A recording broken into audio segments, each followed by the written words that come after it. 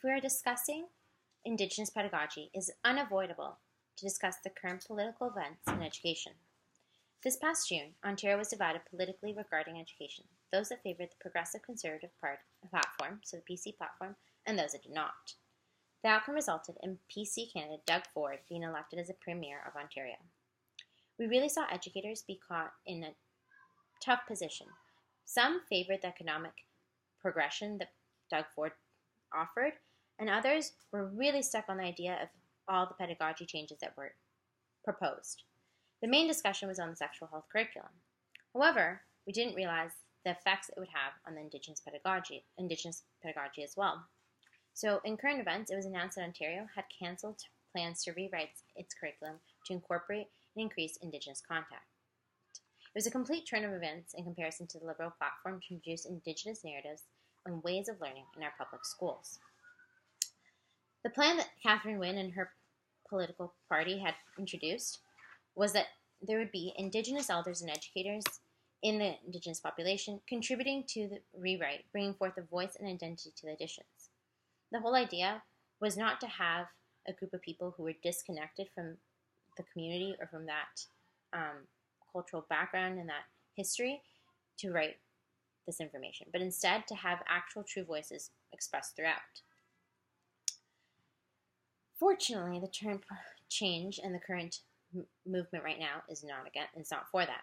It is important, though, to note that the popular blame is allotted and even insinuated in this conversation to the change of government from Premier Doug to the change of government. However, Premier Doug Ford says that he did not, and his political party did not order the cancellation. Instead, it has been published as a decision made out by the Ministry of Education. The decision was to keep up with the commitment that Ford made to run government more efficiently. So the decision focused around budget cuts and attempts to be more cost effective. So when looking at the curriculum, they assumed that a favorable outcome or a favorable move would be to cut this rewrite, which was costing money, and to favor more focus on other things in education. So the decision focused around being more cost effective, but what does that have as an effect? The cuts affected the Truth and Reconciliation Commission, so the TRC, related curriculum changes, so American Sign Language as well, and also the Indigenous language in kindergarten. All these things were the ones that are being cut right now, or at least are proposed to be cut, or published to be cut. The TRC, so the Truth and Reconciliation Commission, had asked that all levels of government have mandatory curriculum that included Indigenous history and legacy of residential schools. So we really set forth this idea that it's important to educate our students on the fact that Canadian history isn't just the British colonies and the French colonies, but a huge part of it, and really the grassroots of it, is the Indigenous population. This proposal intended for Canadian students to become more aware of Canada's past and historic struggle that the Indigenous population endured. So we've all learned, in brief, not in thorough detail, about the residential schools, but it's kind of just like a checkbox that we sometimes do. This proposed having more Indigenous voices express it so that students were really able to understand what occurred, to learn from it, and to respect the Indigenous population and what happened to them throughout our history. Now, with this change, it's not going to occur. At least it's not said to occur.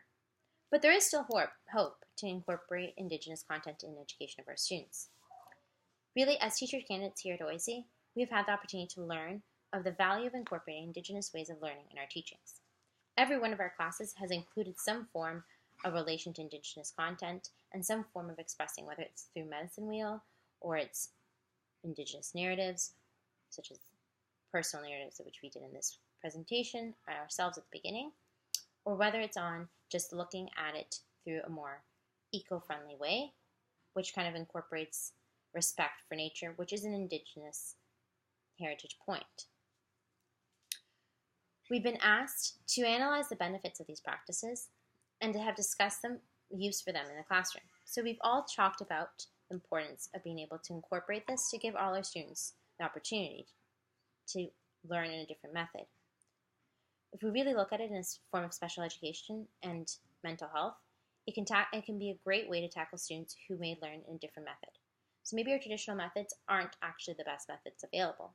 And incorporating this type of education and pedagogy in it can tackle students who may learn slightly differently than the traditional or normal way of learning. So students with exceptionalities might actually take a lot of benefit. So from tribes training sessions to narratives in this presentation, the benefits of Indigenous educational practices can be observed in personal approaches taken by each and every one of us.